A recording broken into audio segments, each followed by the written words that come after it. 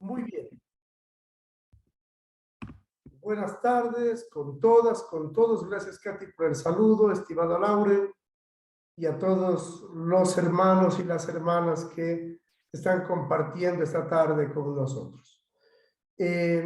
Laure, yo quiero empezar leyendo el Evangelio de hoy, del bautismo del Señor, de Mateo, en el capítulo 4, del versículo 12 al 17. No sé si tú tienes ahí la versión de la Biblia de Jerusalén y nos ayudas con la lectura. No, tengo a mano, tenía la Buena Nueva, pero sí tengo cerca la Biblia de Jerusalén. Por favor. Tengo una Biblia latinoamericana, pero la de Jerusalén, que es el texto. ¿Quieres que lea de la que usa el Papa? Sí, está bien. Es porque esa es la que está en la hojita dominical. Esa traducción es la que está en la hojita dominical, ¿no? A ver. Evangelio según San Mateo. Por aquel tiempo llegó Jesús al Jordán procedente de Galilea, para que Juan lo bautizara. Pero Juan se resistía diciendo: soy yo quien necesita ser bautizado por ti, ¿y tú vienes a que yo te bautice? Jesús le contestó: déjalo así por ahora. Es menester que cumplamos lo que Dios ha dispuesto. Entonces Juan consintió. Una vez bautizado, Jesús salió enseguida del agua. En ese momento se abrieron los cielos y Jesús vio que el Espíritu de Dios descendía como una paloma y se posaba sobre él. Y una voz proveniente del cielo decía: este es mi Hijo amado, en quien me complazco. Palabra de Dios. Gloria a ti, Señor Jesús. Mateo 3, están buscando algunos, 13 al 17. Mateo 3, 13 al 17. Muy bien. Muchas gracias. A ver, yo quiero proponer lo siguiente. Quiero que podamos hacer una línea del tiempo. Yo he dicho en las Eucaristías de este día de que si bien cuando uno tiene la escritura delante para la lectura dominical o para la Eucaristía de cualquier otro día, un pedazo, unos versículos del texto bíblico, sin embargo, para mí siempre es muy importante, no solo para mí, sino en general para el estudio bíblico, muy importante que uno tenga el contexto del texto, pero también el antes y el después del texto. Es decir, el bautismo de Juan a Jesús no es un acontecimiento ipso facto de ese momento, porque Jesús fue ahí para que lo bautizara y a Juan no le quedó más remedio que hacerlo, porque ese día a Jesús se le ocurrió: hoy quiero bautizarme. No es así, y hay que poner el bautismo de Jesús en el contexto del antes y del después. Veamos esta línea del tiempo del antes. A ver, en primer lugar, Juan es cercano a Jesús desde los primeros tiempos. Cuando María, la madre de Jesús, supo de su embarazo, aceptó ser la madre del Hijo de Dios, se dirigió donde su prima Isabel, y Isabel estaba en el 6º mes del embarazo de Juan.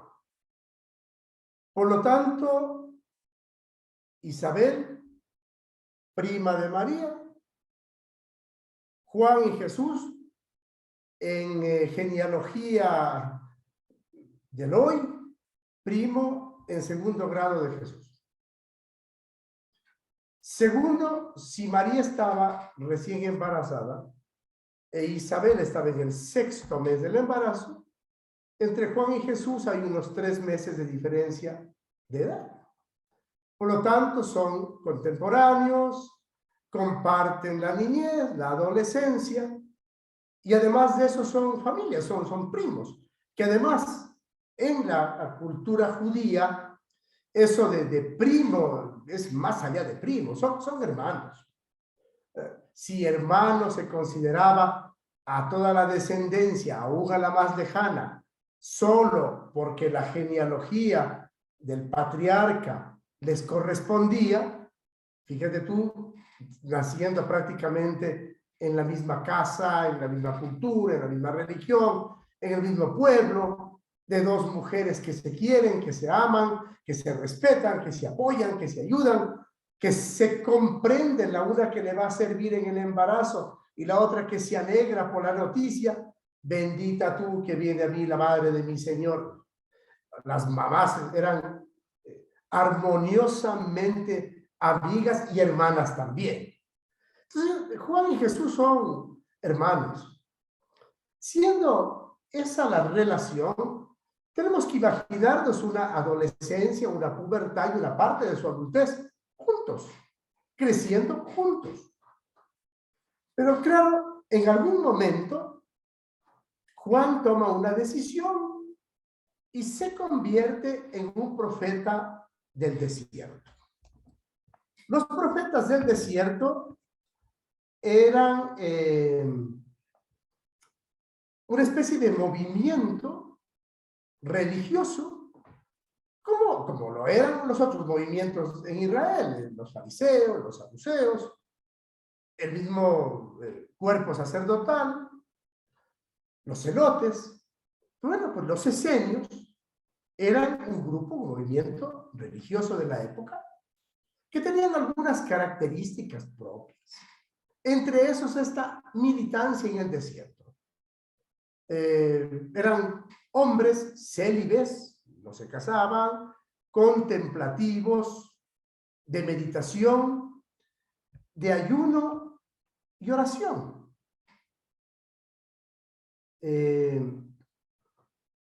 Tenían épocas de mucha profundización interior.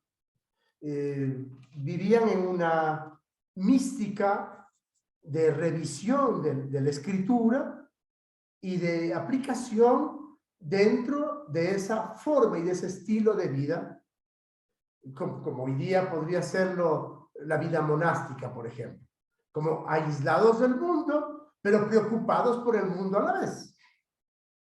En algún momento, como nos cuenta el Evangelio, pues salía Juan a los pueblos, anunciaba, contaba su experiencia, lo que Dios le comunicaba, pero a la vez denunciaba aquello que él consideraba violento, injusto y contrario a la voluntad o a la experiencia que él tenía de Dios. Por eso cuando él se presenta, como lo cuenta Mateo en el capítulo 3, en ese tiempo se presentó Juan Bautista en el desierto de Judea y proclamaba este mensaje: cambien su vida y su corazón porque el reino de los cielos se ha acercado. De él hablaba el profeta Isaías al decir: escuchen ese grito en el desierto, preparen el camino del Señor y enderecen sus senderos. Y luego nos cuenta la condición física de Juan. Juan vestía un manto de pelo de camello con un cinturón de cuero y se alimentaba con langostas y miel de abeja silvestre. Entonces iban a verlo los judíos de Jerusalén, de Judea y de toda la región del Jordán. Confesaban sus pecados y Juan los bautizaba en el río Jordán. Es decir, este movimiento tenía un bautismo de purificación.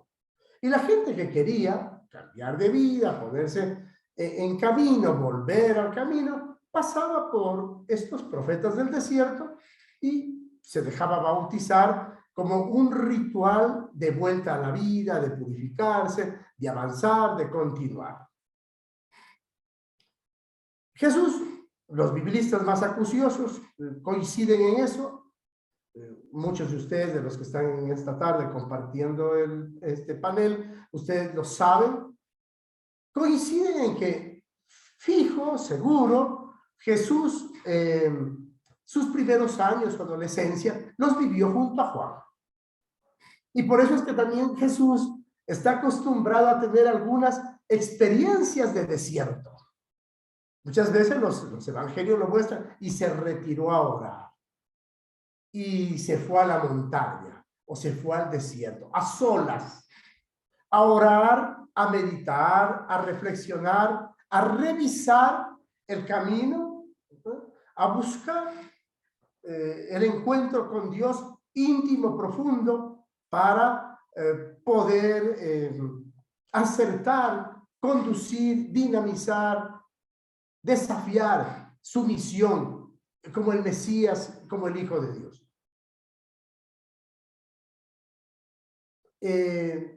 Si Jesús acompañó a Juan, o Juan acompañó a Jesús en estos primeros años, mucho de lo que Jesús tenía de su prédica, mucho de lo que tenía de su contemplación, de su experiencia de Dios, de su mística, de ser hombre sin familia, ¿no? En el sentido de estar solo, de haber dejado su padre, su madre, su casa, de ser muy austero en su vida y de tener una prédica profunda de anuncio de la buena noticia del reino de Dios, pero también de denuncia del injusto, de lo violento del mundo, del pecado. Lo aprendió, lo vivió con Juan, juntos. Pero llega un momento en que se separan un poco. Juan y Jesús se separan y empiezan a tener prácticas distintas. En teología hay algunos momentos en que a estos acontecimientos los biblistas les llaman la crisis de Galilea. Esta es una crisis de Galilea. Hay una separación entre Juan y Jesús, una distancia más bien, porque creo que los caminos usados empiezan a ser distintos. Por ejemplo, Juan es drástico y condena a los pecadores y pide castigo para ellos. Cuando los fariseos, los saduceos, fueron a bautizarse con Juan, Juan, sin mediación alguna, sin cortapisas ninguna, les dijo lo que pensaba: raza de víboras, ¿acaso podrán escapar al castigo que se les viene encima? Muestren pues los frutos de una sincera conversión, en vez de confiarse en que son hijos de Abraham. Yo les aseguro que Dios es capaz de sacar hijos de Abraham aún de estas piedras. Fíjense que el hacha llega a la raíz y está cortando a todo árbol que no da buen fruto, y lo arrojan al fuego. Mi bautismo es bautismo de agua y significa un cambio de vida. Pero viene otro después de mí, más poderoso que yo. ¿Y quién soy yo para sacar el zapato? Él los bautizará en el fuego, o sea, en el soplo del Espíritu Santo. Él tiene en sus manos el arnero y limpiará su trigo que guardan en sus bodegas, pero la paja la quemará en el fuego que no se apaga. Drástico, tajante, sin mediaciones, sin medias tintas. A ustedes no los bautizo porque ustedes son una raza de víboras, no merecen mi bautismo. Jesús no va por ese camino. Jesús, aunque los advierte, aunque los reprocha, aunque los enfrenta, siempre está dispuesto a acogerlos, y a los pecadores los perdona y les ofrece un camino de salvación. Juan no. Juan los amenaza, está el castigo inminente y la condena inmediata. Jesús va por el camino del perdón, de la misericordia, de la oportunidad de siempre y de la esperanza en que puedan ser acogidos por Dios, por más que hayan sido inclementes, ¿no? como con sus verdugos. Padre, perdónalos porque no saben lo que hacen. Además, porque, como ya Juan mismo lo distingue, Juan ofrece un bautismo de purificación y Jesús va a ofrecer un bautismo de conversión. Esa crisis, ese distanciamiento entre Juan y Jesús llega incluso en algún momento a crear dudas en Juan de si Jesús es mismo el que ha de venir o tenemos que esperar a otro. Y llega un momento en que Jesús bautiza al un lado del Jordán y Juan bautiza al otro lado. Los discípulos de Juan se dan cuenta de que esto está sucediendo y de que mucha gente va donde Jesús y ya no viene donde Juan. Se lo ponen en alerta. Los discípulos de Juan, de Lucas 7, versículo 18 y siguientes. Los discípulos de Juan lo ponían al tanto de todo esto. Él, llamando a 2 de ellos, les envió para que preguntaran al Señor: ¿eres tú el que ha de venir o tenemos que esperar a otro? Llegados donde Jesús, esos hombres le dijeron: Juan Bautista nos manda decirte, ¿eres tú el que ha de venir o tenemos que esperar a otro? En ese momento Jesús sanaba a varias personas afligidas de enfermedades, de achaques, de espíritus malignos, y devolvía la vista a algunos ciegos. Jesús pues contestó a los mensajeros. Podemos decir que Jesús, contrariado, dice: a ver, vayan a contarle a Juan lo que han visto y oído.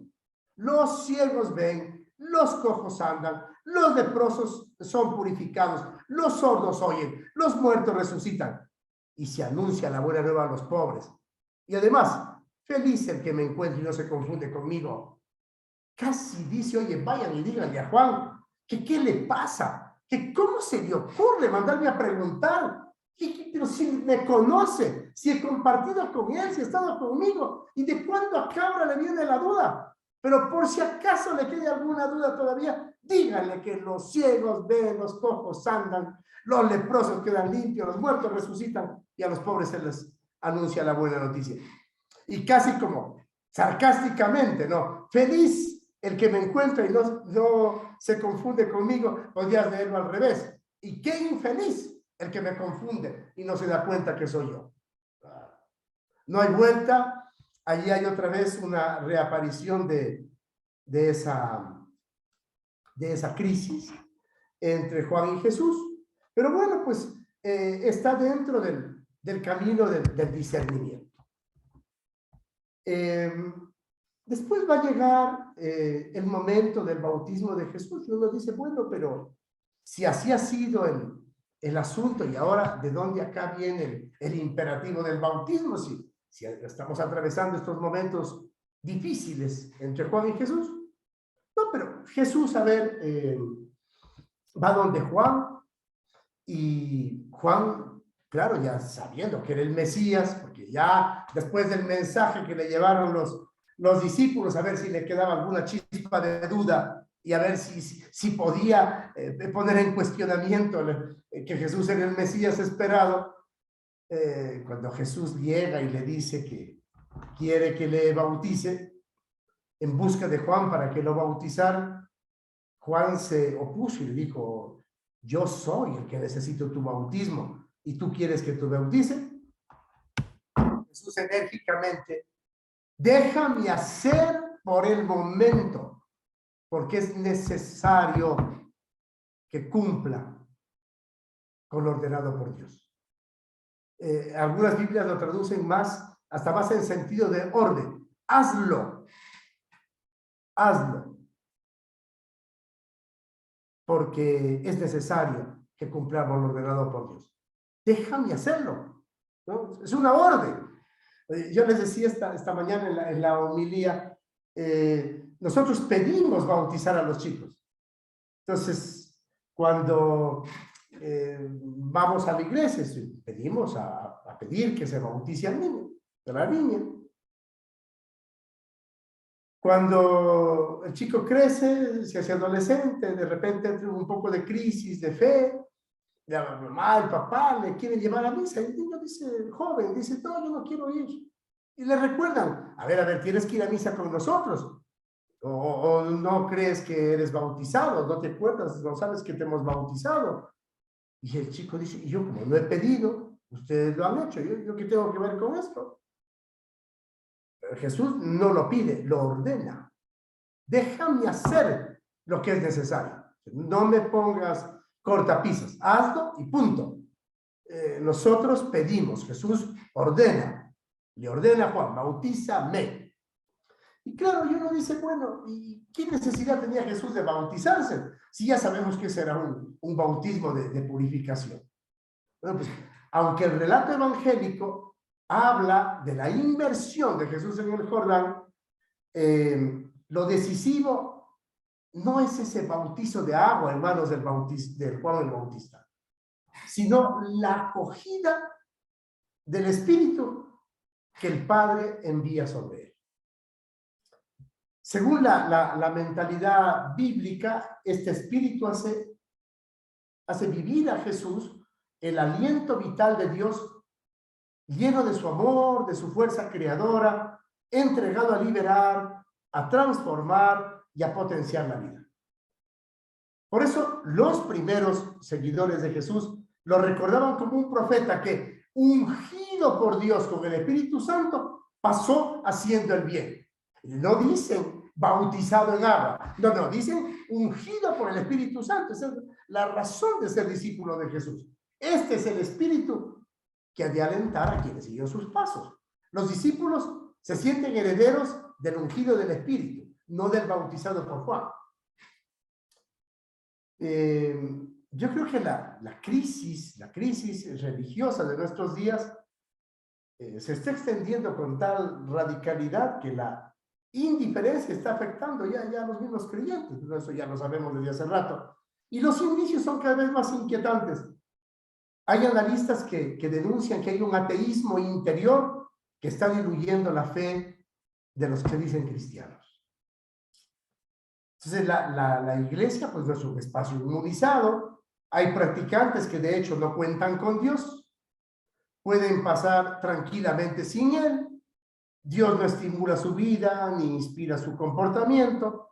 Viven una religión vacía de comunicación con Dios. En la práctica Dios no existe para ellos. Sin advertirlos, están instalando en una cultura de la ausencia de Dios. Porque claro, nos quedamos en el agüita, digamos, y no en la vivificación del Espíritu.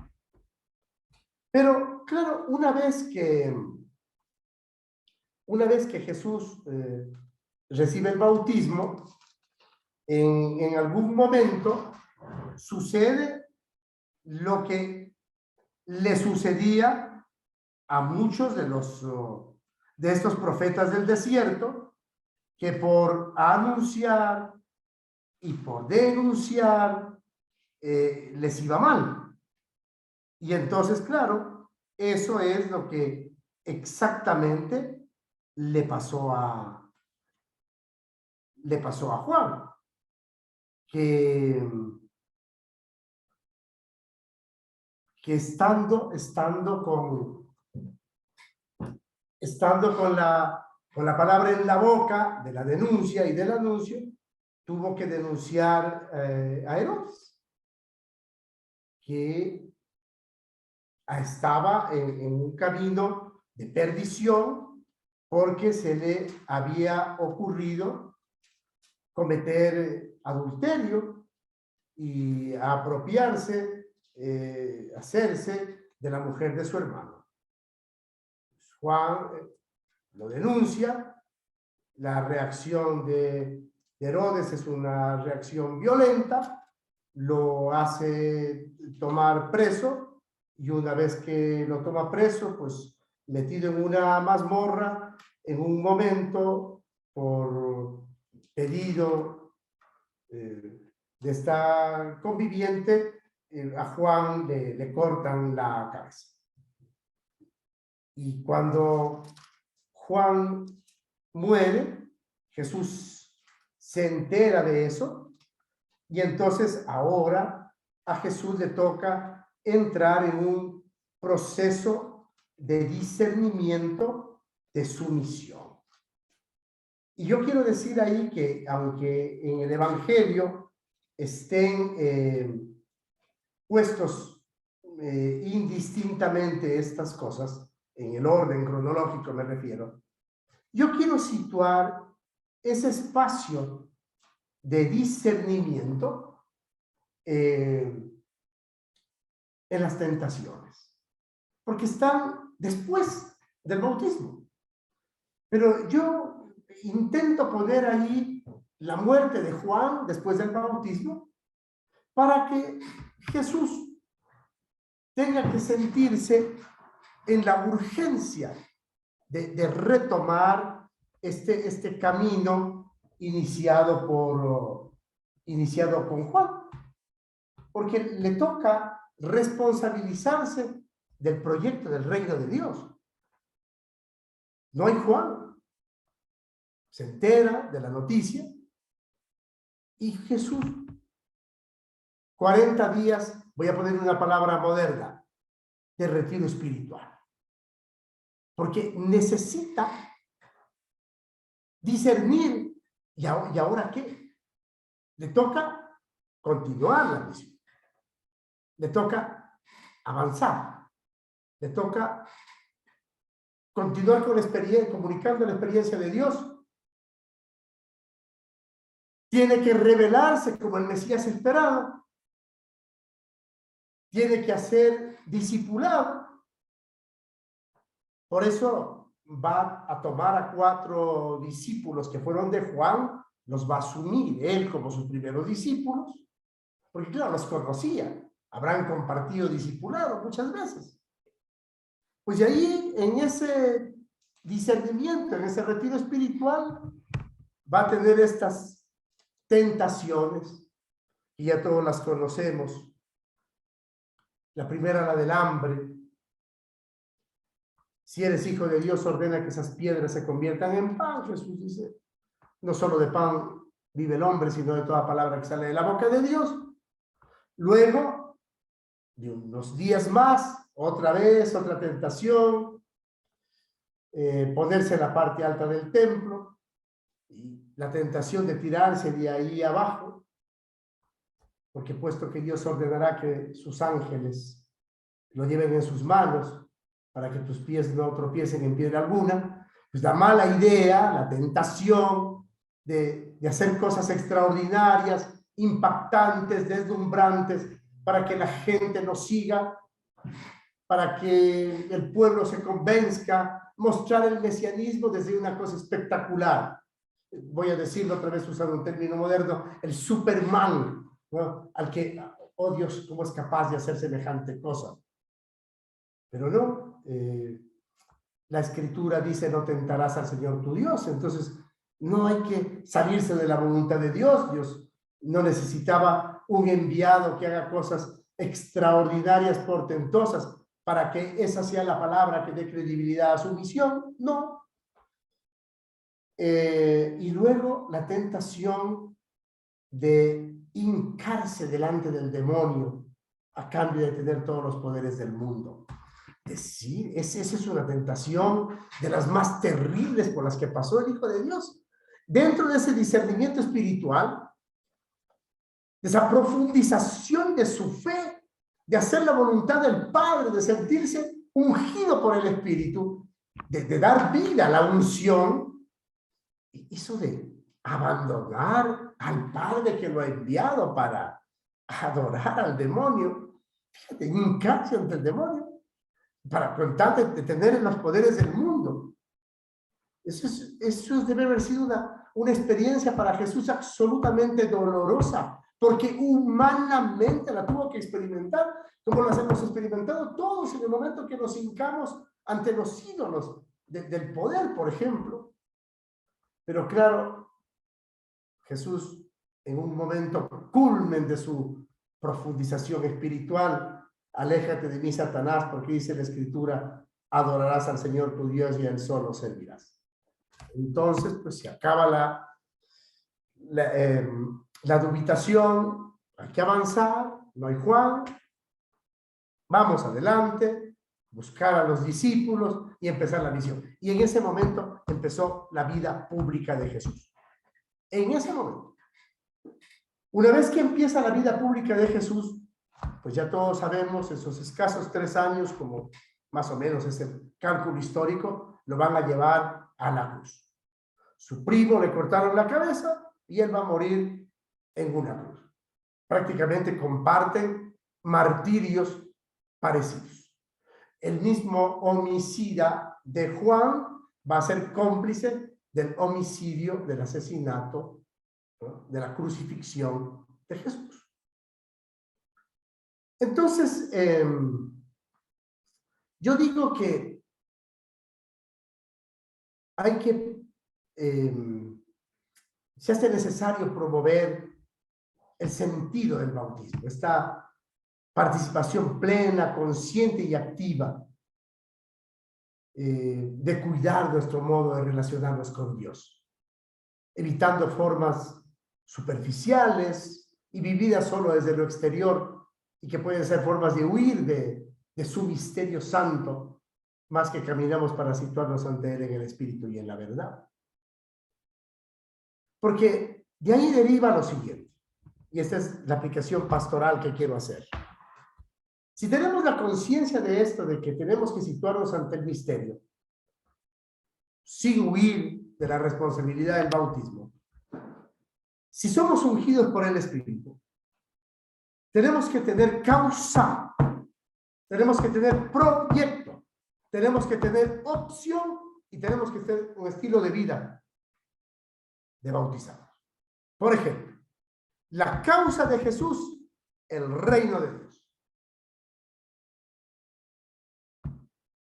El proyecto de Jesús, la liberación y la salvación del mundo, del pecado.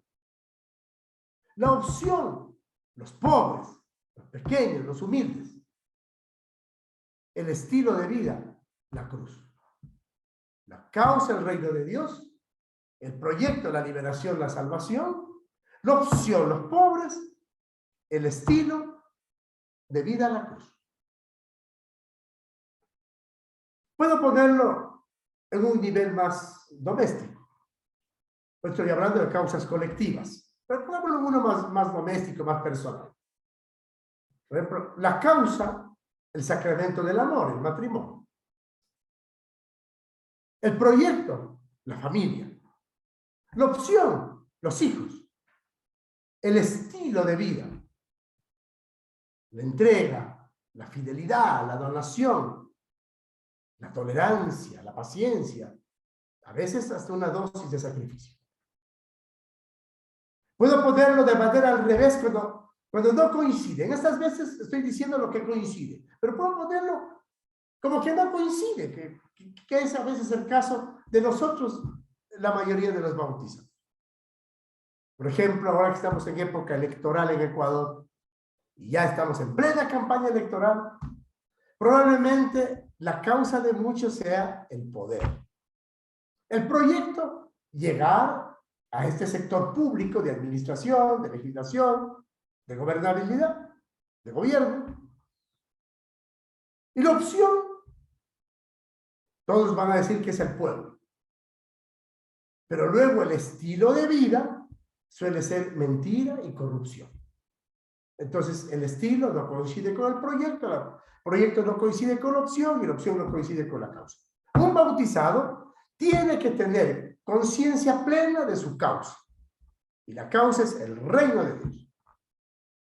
Tiene que tener proyecto de vida. No puedes desentenderte y decir, ¿y en qué andas? No sé. ¿Y tienes decidido algo? ¿Has pensado hacer algo? No, todavía no. ¿Se te ocurre algo? No sé. Y entonces, ¿y qué mismo vas a hacer? Pues nada, si Dios ha querido, así ha sido mi destino. ¿Qué le hemos de hacer? Aquí estoy. ¿Y tú no vas a hacer nada? No voy a hacer nada. Ya, pero si no tienes causa, no tienes proyecto, y no vas a hacer nada, y no sabes nada, y no has decidido nada, pues mala noticia, no sirves para nada. Mal honrado el bautismo, porque el bautismo, si te unge, te da dignidad de hijo de Dios, de hija de Dios. Y si te da dignidad de hijo de Dios, es porque te da conciencia de tu filiación divina. Entonces, no puedes decir que no vas a hacer nada, que no sirves para nada, que no estás en nada. Hay que estar, hay que saber estar, hay que tener opción. Ay, es que la causa me va a llevar a la cruz. Nada, pues igual que a Jesús. Es que el proyecto de vida, la opción, son difíciles, son complicados. me cuesta, me duele. Sí, pues te cuesta, te duele. Sin esperanza también es un sueño a veces doloroso. Si las utopías también implican desafíos fuertes de carga, ¿no? De ponerse la carga sobre los hombros, ¿no? Eso de cargar con la identidad, por ejemplo, con la memoria. El Papa Francisco tiene una cartita que la escribió en el 2019 en Grecia, allí donde Francisco de Asís tuvo ese memorable llamado primer pesebre. Y la carta se llama Signo Admirable y habla sobre el pesebre. Es una carta que intenta hacer una pedagogía del pesebre.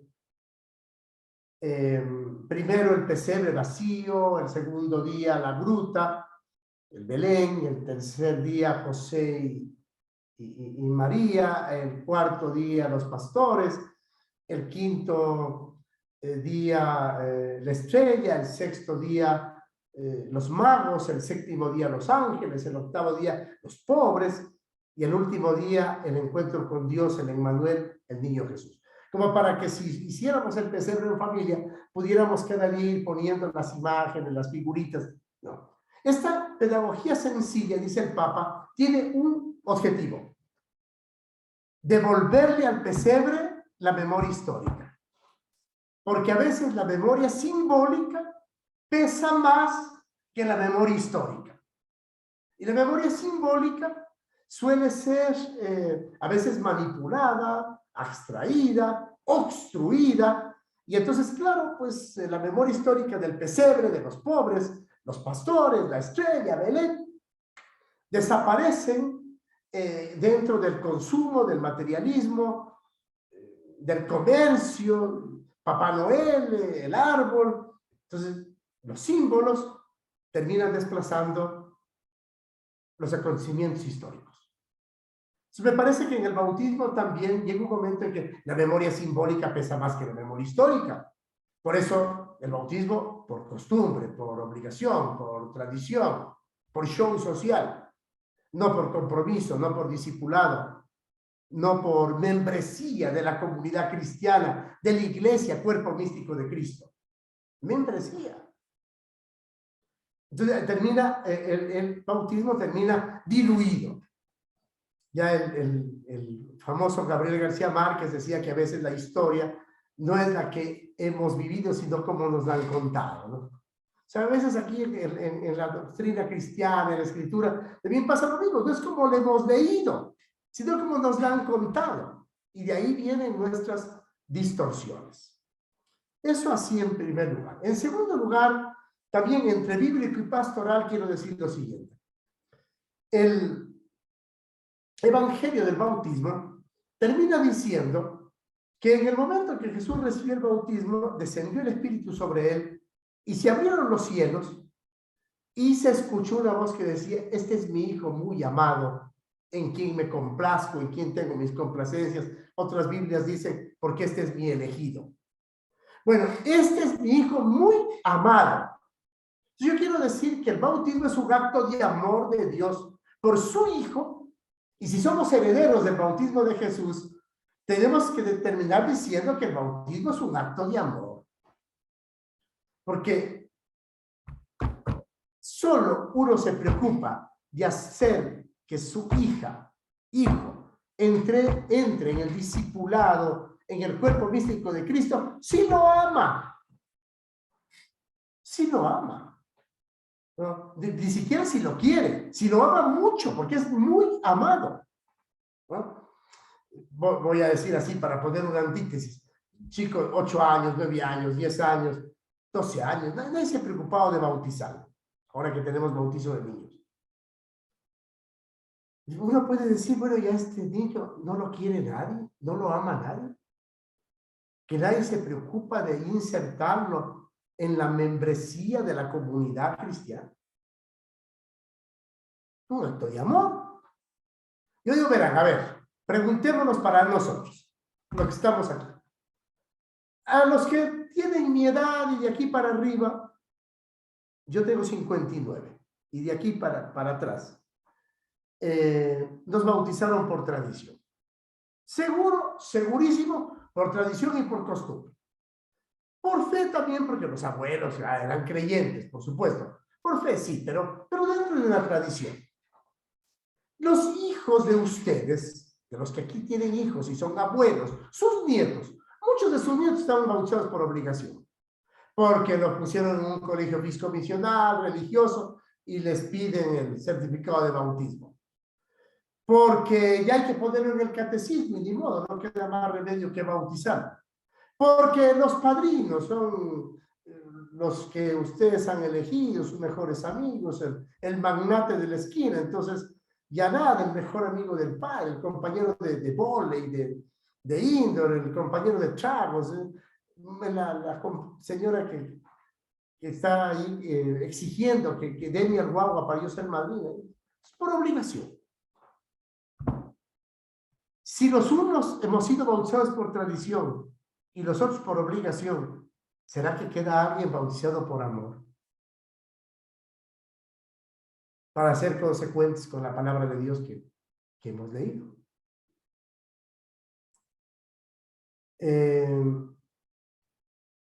Finalmente, cierro diciendo entonces que si el bautismo tiene causa, si el bautismo tiene proyecto, si tiene opción y si tiene un estilo de vida, yo quiero compartirles un textito que José Antonio Pagola escribió sobre el bautismo y dice lo siguiente.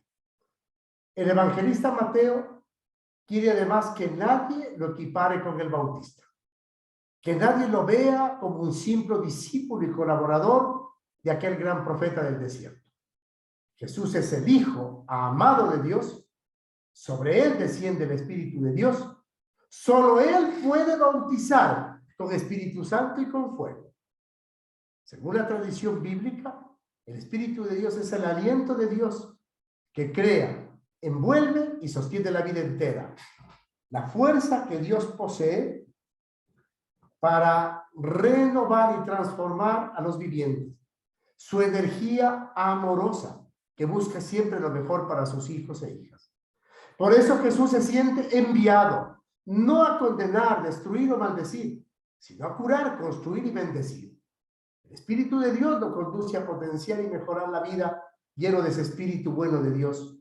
Se dedica a liberar de espíritus malignos que no hacen sino dañar, esclavizar y deshumanizar. Las primeras generaciones cristianas tenían muy claro lo que había sido Jesús. Así resumían el recuerdo que dejó grabado en sus seguidores.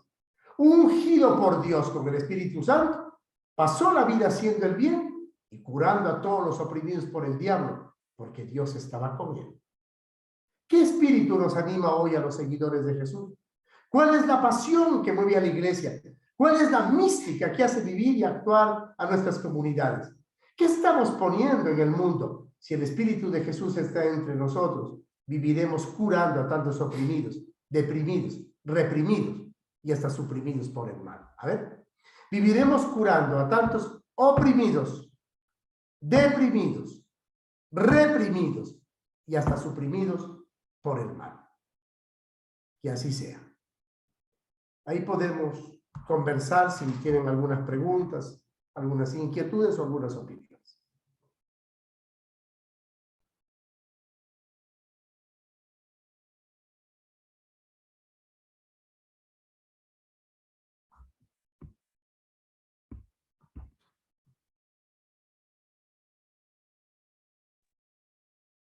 Entonces hacemos un momentito de pausa, padre, para que puedan ellos formular las preguntas. Eso digo.